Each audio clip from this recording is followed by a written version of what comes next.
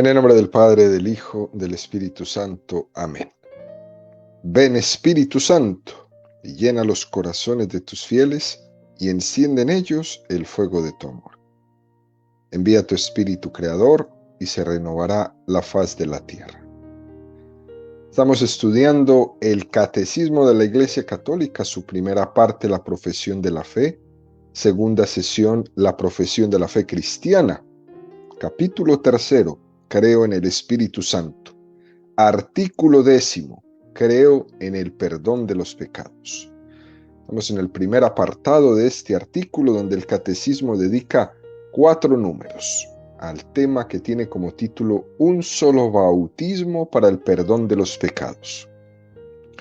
Número 979 del Catecismo de la Iglesia Católica dice: en este combate contra la inclinación al mal, ¿quién será lo suficientemente valiente y vigilante para evitar toda herida del pecado? Puesto que era necesario que, además de que por razón del sacramento del bautismo la Iglesia tuviera la potestad de perdonar los pecados, le fueron confiadas las llaves del reino de los cielos, con las que pudiera perdonar los pecados de cualquier penitente, aunque pecase hasta el final de su vida. Número precioso que nos presenta el Catecismo esta mañana, queridos amigos, donde nos recuerda que tras el bautismo queda una inclinación al mal. Inclinación, es muy importante tener clara esta palabra, porque una inclinación no es un pecado. Lo que nos quiere afirmar es que era de alguna manera previsible que esa era la tarea de santificación que el Señor le había encomendado a la Iglesia. Era previsible que la Iglesia fuera a necesitar de un instrumento más para purificarnos, pues después del bautismo el hombre era previsible que cayera nuevamente ante las garras de la tentación. Que con el bautismo no era lo suficientemente total para poder tener la fuerza de la purificación continua. Y por eso el Señor va a instaurar el sacramento de la reconciliación, que es un sacramento solo para bautizados. Eso es muy importante, así como dice San Pedro en su carta: Satanás anda rondando en torno a vosotros, buscando a quién devorar. Anda rondando en torno a los bautizados, buscando a quién devorar, queriendo apartarnos de esa gracia que hemos recibido en el bautismo. Esa es su tarea, apartarnos de ahí. Dice este número 779 del Catecismo: en este combate contra la inclinación al mal, ¿quién será suficientemente valiente y vigilante para evitar toda herida del pecado? Es una pregunta muy interesante, muy importante en nuestra vida. Que a veces podríamos pretender, con esta tendencia un poco protestante, con que yo me bautizo y ya la hice y ya. Bautízate y cree en Jesucristo y ya la hiciste. No, no es así tan fácil, porque el bautismo es el inicio, pero después de ese bautismo sigue toda la vida. Sigue la niñez, sigue la adolescencia, sigue la juventud, sigue la adultez, la vejez. Y entre ese bautismo y el momento de mi muerte, ¿qué? No puedo decir que solo con el bautismo ya la hice. Entre todo ese espacio de tiempo necesito de una fuerza que me esté acompañando, porque la pregunta es bien clara: ¿quién será lo suficientemente valiente y vigilante para evitar toda herida del pecado?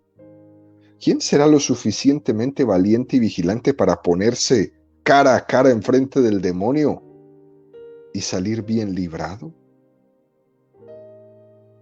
Por eso la vida cristiana, la vida católica, como dice la Sagrada Escritura, es una milicia.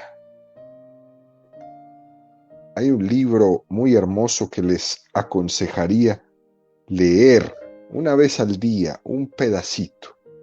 Se llama La imitación de Cristo, de Tomás de Kempis, es el autor. Es para leerlo un parrafito al día. La imitación de Cristo. Y ahí se nos invita y se nos enseña que la vida católica es una milicia. Esta palabra milicia en el Antiguo Testamento tenía un sentido mortificante. Isaías 41:2, ¿no? Consolad a mi pueblo, dice vuestro Dios. Hablad al corazón de Jerusalén y decidle bien alto que ya ha cumplido su milicia, ya ha satisfecho por su culpa, pues ha recibido de mano de Yahvé castigo doble por todos sus pecados. Pero en el Nuevo Testamento, esta palabra milicia adquiere un carácter diferente, ¿no? Y es que con la gracia de Cristo estamos llamados a no pactar con el pecado, a ser luchadores con la gracia de Cristo, a tener esa santa rebeldía de quien combate el combate de la fe. Esa es la milicia en el Nuevo Testamento. Nosotros no vamos a pactar con el pecado. Segunda de Timoteo 2:1-5. Tú pues, hijo mío, mantente fuerte en la gracia de Cristo Jesús. Y cuanto me has oído en presencia de muchos testigos, confíalo a hombres fieles, que sean capaces a su vez de instruir a otros. Soporta las fatigas conmigo, como un buen soldado de Cristo Jesús. Nadie que se dedica a la milicia se enreda en los negocios de la vida, si quiere complacer al que le ha alistado. Y lo mismo el atleta, no recibe la corona si no ha competido según el reglamento. Es una expresión de la carta a Timoteo, de la segunda carta a Timoteo, muy preciosa. Fíjense, queridos amigos, San Ignacio de Loyola utiliza también esta imagen de milicia en los ejercicios espirituales cuando predica y les llama las dos banderas, la bandera de Cristo frente a la bandera del mundo. Y esa bandera de Cristo es la que lucha por la santidad. Esta milicia en el Nuevo Testamento está íntimamente ligada por la lucha en el establecimiento del reino de Jesucristo en el mundo.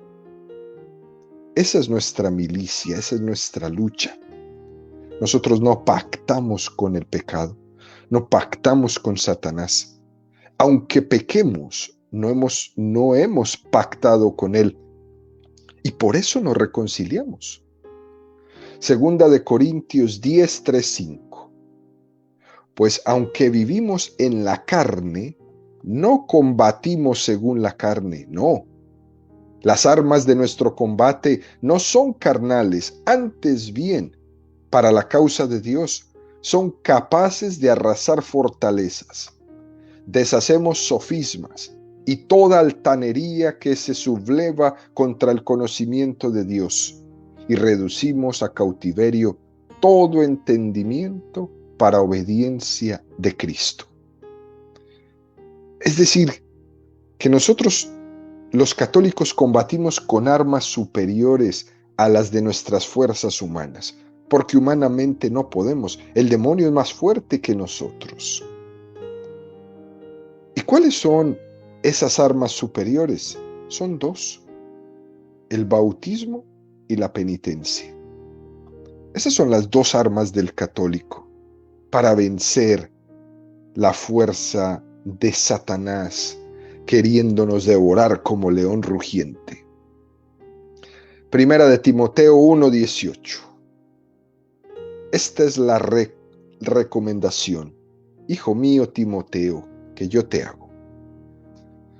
De acuerdo con las profecías pronunciadas sobre ti anteriormente, combate, penetrado de ellas, un buen combate, conservando la fe y la conciencia recta.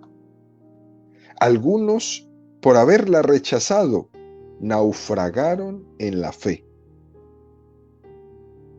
San Pablo habla de que ha habido quien ha naufragado en ese combate de la fe.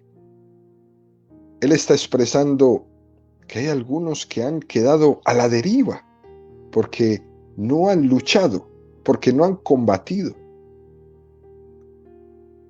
porque no se han apoyado de las armas de la fe que tenían en sus manos, porque se quedaron confiados solamente en sus fuerzas humanas.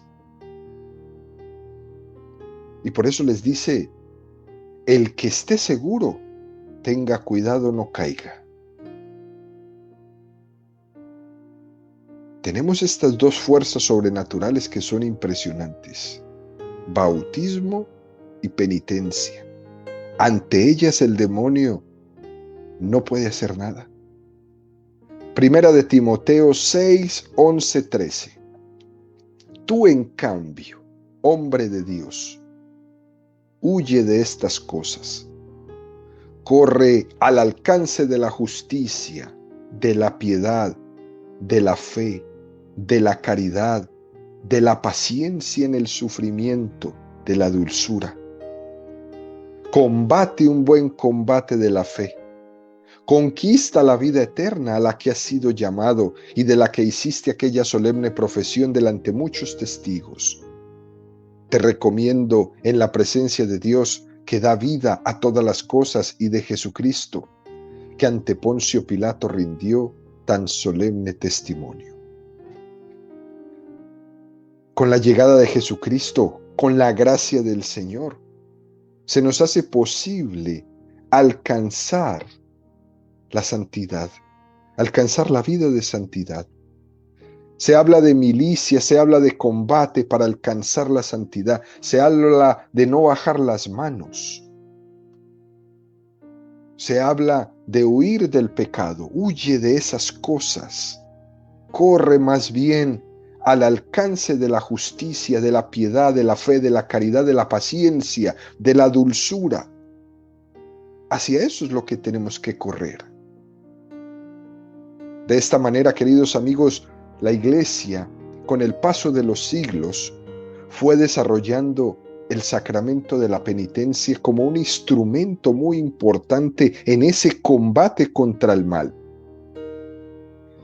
En nuestra cultura actual está muy extendido, confundiendo lo que es vivir en paz con hacer las paces con el pecado. Lo cierto es que hay que vivir en paz sin hacer las paces con el pecado. Fíjense, el cristiano, el católico, está llamado a vivir en paz, pero en medio de una lucha, en medio de un combate, sin pactar con la ignorancia, sin pactar con la mediocridad, sin pactar con el pecado y con todo aquello que sea contrario con el camino del Señor. Vivir en paz en medio de la lucha. Miremos, por ejemplo, queridos amigos, los pecados capitales de los que la Iglesia nos ha enseñado. La Iglesia ha predicado estos pecados siempre contraponiéndolos con las virtudes contrarias a las que nos llama a vivir. Contra la soberbia, la Iglesia nos enseña la humildad. Contra la avaricia, la Iglesia nos enseña la generosidad. Contra la lujuria, la iglesia nos enseña la castidad. Contra la ira, la iglesia nos enseña la paciencia. Contra la gula, la iglesia nos enseña la templanza. Contra la envidia, la iglesia nos enseña la caridad. Contra la pereza, la iglesia nos enseña la diligencia. Se nos presenta la vida en clave de milicia, en clave de combate. Ay de aquel que no sea consciente de esto, queridos amigos, de que debemos de luchar constantemente, de que ante nosotros está un enemigo con el que no se puede pactar, sino que nosotros tenemos que luchar en contra de él con las armas de Cristo. Si el demonio me presenta una vida de soberbia, de que todo el mundo te alabe, que todo el mundo te mire, que te hagan venia, que todo el mundo doble rodilla frente a ti, ese no es el camino. El camino es la humildad. Cuando el demonio me presenta una vida de avaricia, tú ten, llénate de cosas, posee todo, cómpralos a todos. Compra a tus hijos para que digan que te aman con todos los regalos que quieran, dales de todo. Compra a las personas. Contra la lujuria, contra la rabia, la ira. Esta vida que mantenemos tanta impaciencia con todos. No somos capaces de sentarnos un minuto a escuchar a nadie. No tenemos tiempo para nada. Ni para nadie, ni para nosotros mismos. Ni para ir al médico tengo tiempo. Menos para ir a la iglesia. Contra la gula.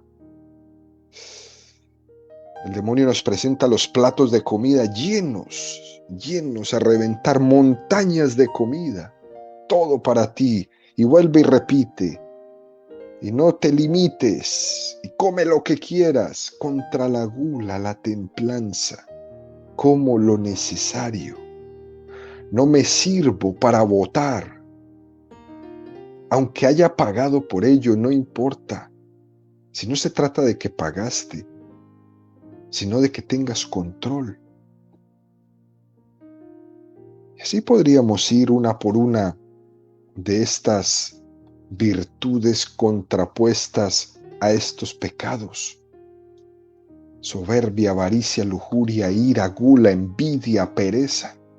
Nuestra vida es una lucha constante. Nuestra cultura es muy dada a querer hacer un falso irenismo, una falsa paz. El Señor nos previno contra ella, contra esa falsa paz cuando dice, mi paz os dejo, mi paz os doy. ¿Se han dado cuenta ustedes que la gente está como tranquila hasta que le da hambre? Porque nunca han tenido la capacidad de controlar su gula.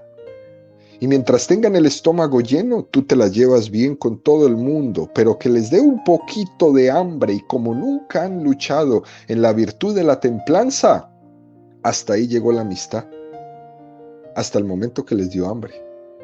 Y la gente se transforma cuando le da hambre. Se transforman en otras personas. Se pierde la paz. Se pierde la paz totalmente. Si le pides a una persona que deje su pereza un momentito, se pierde la paz. Cuando tenemos hijos en las casas que duermen hasta la 1 de la tarde y tú los levantas temprano, se pierde la paz. Hemos criado unos hijos completamente perezosos, que no quieren hacer nada.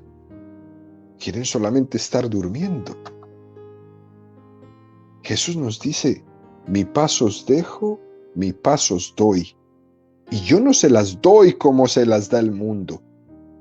Porque nosotros entendemos por paz una especie como de pacto con el pecado, pero no, ese no es. Por eso escuchamos esas expresiones en el Evangelio cuando Jesús dice, he venido a prender fuego. el hijo frente al padre, la suegra contra la nuera. He venido a prender fuego. Esa paz de Cristo es perfectamente compatible con el combate, con la milicia, con tener que afrontar situaciones desordenadas para ordenarlas. A veces, queridos amigos, para ordenar nuestra vida, necesitamos luchar contra el desorden. Y para luchar contra el desorden hay que hacer guerra. Ordenar el desorden exige guerra. Y poder decir con toda la libertad de nuestro corazón: he combatido bien mi combate, he conservado la fe, he ordenado mi vida. Nosotros no nos podemos no nos podemos conformar con decir: déjame en mi desorden, que yo no me quiero mover de aquí. Déjame aquí, déjame en mi desorden, déjame en mi pecado, que yo no me quiero convertir. Es como el que está enfermo en una cama y no quiere ir al médico y te dice: déjame aquí, que en esta cama me muero. No. Fíjense, queridos amigos, frente a la soberbia, la iglesia predica la humildad, pero nuestra cultura tiende a hacer un pacto buscando un punto intermedio y dice: entre soberbia y humildad vamos a mantener un orgullo digno. Tremendo error, ¿no? Frente a la avaricia, la iglesia predica la generosidad, pero nuestra cultura tiende a hacer un pacto buscando un punto intermedio y dice: entre avaricia y generosidad mantenemos una sana ambición. Frente a la lujuria, la iglesia predica la castidad, pero nuestra cultura tiende a hacer un pacto buscando un punto intermedio y dice: entre lujuria y castidad mantengamos una sensualidad natural. Frente a la ira, la iglesia predica la paciencia, pero nuestra cultura tiende a hacer un pacto buscando un punto intermedio y dice: entre ira y paciencia defendamos un carácter espontáneo. Frente a la gula, la iglesia predica la templanza, pero nuestra cultura tiende a hacer un pacto buscando un punto intermedio y dice: entre gula y templanza hay que tener un gusto propio. Frente a la envidia, la iglesia predica la caridad, pero nuestra cultura tiende a hacer un pacto buscando un punto intermedio y dice: entre envidia y caridad parece que está bien visto un egoísmo controlado. Frente a la pereza, la iglesia predica la diligencia, y nuestra cultura tiende a hacer un pacto buscando un punto intermedio y dice: entre pereza y diligencia, una comodidad moderada. En fin, la lista es interminable. ¿Por qué? Porque la tendencia es a que nuestra cultura, debajo de ella se esconde un falso pacifismo, que en el fondo no es más que una especie de pacto con el pecado.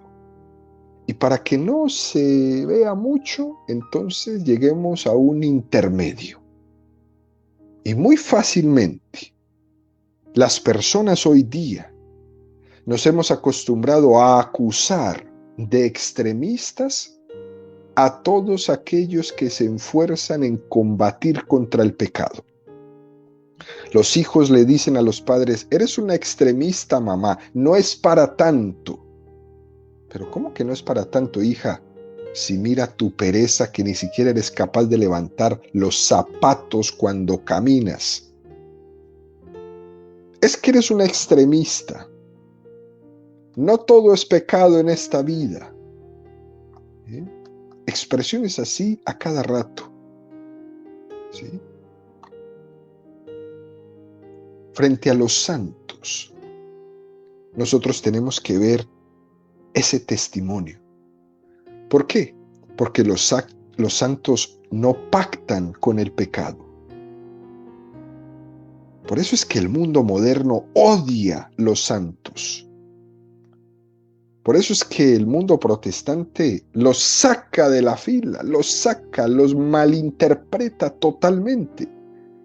Porque es que el santo me enseña a que yo no puedo pactar con el demonio, a que mi lucha es constante contra él.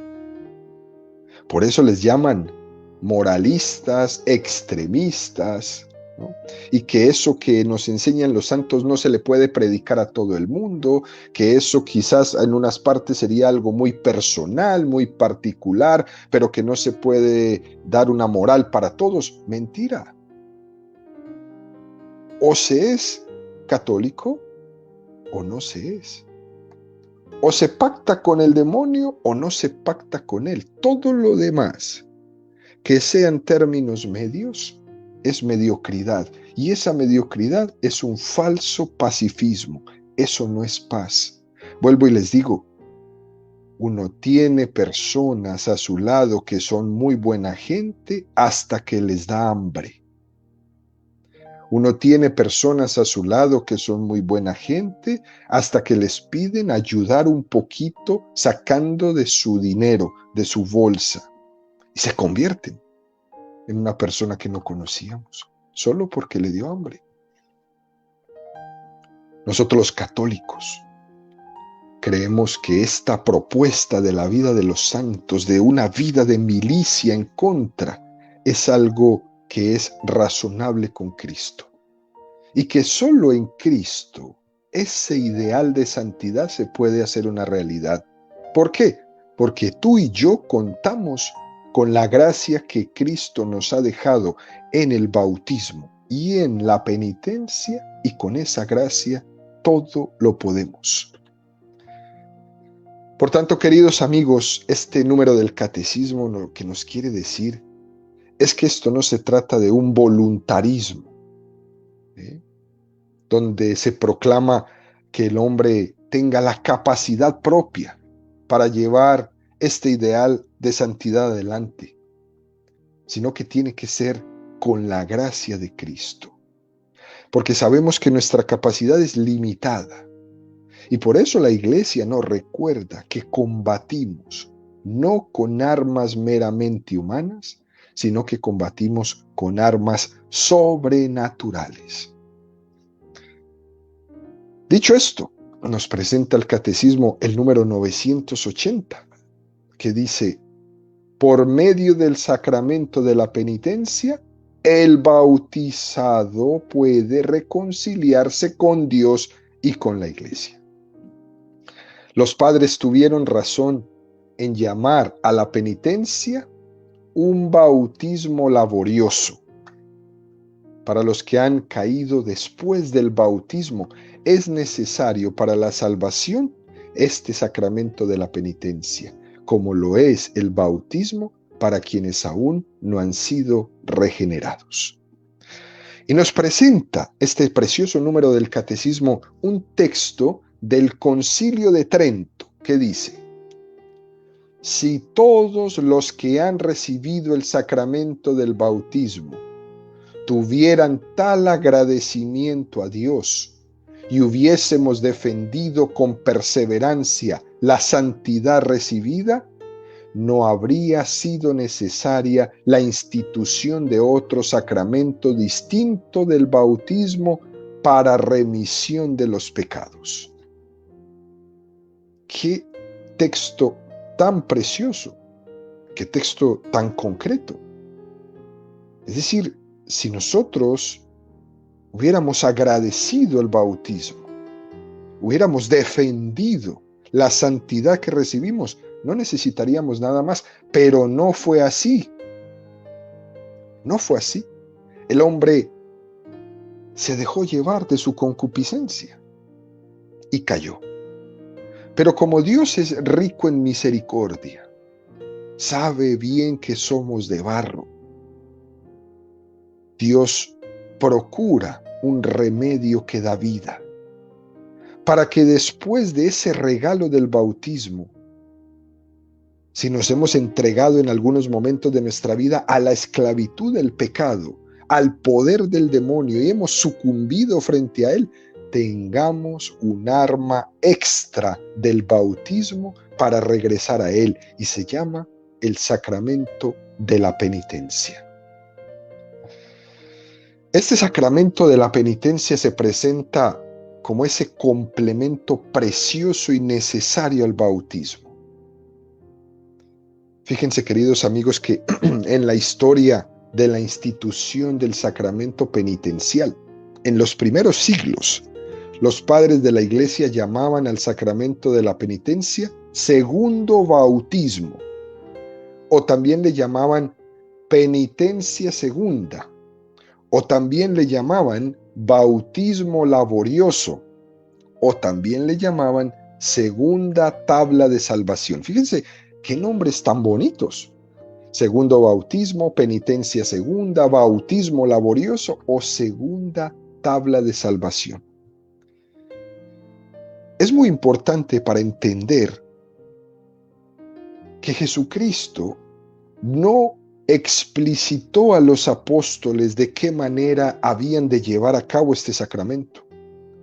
Jesús solamente le dijo a los apóstoles que tenían el poder de perdonar los pecados, pero no les explicitó cómo, ni de qué manera, ni de qué forma, ni cuántas veces. Jesús no dijo a los apóstoles con qué frecuencia deberían administrar este sacramento a los creyentes. De hecho, en los primeros siglos del catolicismo se permitía la celebración del sacramento de la penitencia una sola vez en la vida, una. Por eso se le llamaba penitencia segunda, así nomás. Era una segunda oportunidad, o por eso también se le llamaba segunda tabla de salvación, no había más. Con el paso de los siglos esto cambió poco a poco. Los cristianos iban posponiendo para el momento casi final de su vida, para el momento de la muerte, la recepción del sacramento de la penitencia, por lo que se iba degenerando el carisma propio de este sacramento y se iba convirtiendo como en una especie de unción de los enfermos. Y a partir de ahí, la Iglesia entonces fue recomendando que el sacramento de la penitencia fuera administrado de forma reiterada, tomando como principio ese precioso texto del Evangelio cuando le preguntan a Jesús: ¿cuántas veces has de perdonar a tu hermano? ¿7 veces? A lo que Jesús, el Señor, dijo: no te digo 7 veces, sino 70 veces 7. Esas palabras iluminaron a la Iglesia para ir desarrollando el sacramento de la penitencia reiteradamente. Fue quizás en el siglo VII y siglo VIII, cuando a través de la predicación de los monjes irlandeses que llegaron a Europa, a través de ellos fue que se extendió la costumbre de frecuentar el sacramento de la penitencia de una manera reiterada, ¿no? También en los primeros siglos, este sacramento de la penitencia tenía lugar de una manera pública. Existía lo que se llamaba el orden de los penitentes. Los que pedían acercarse al sacramento de la penitencia pedían públicamente la reconciliación con la Iglesia e ingresaban en el orden de los penitentes. De esta manera se les pedía un tiempo de penitencia que podía durar incluso años, hasta que eran reconciliados con la Iglesia.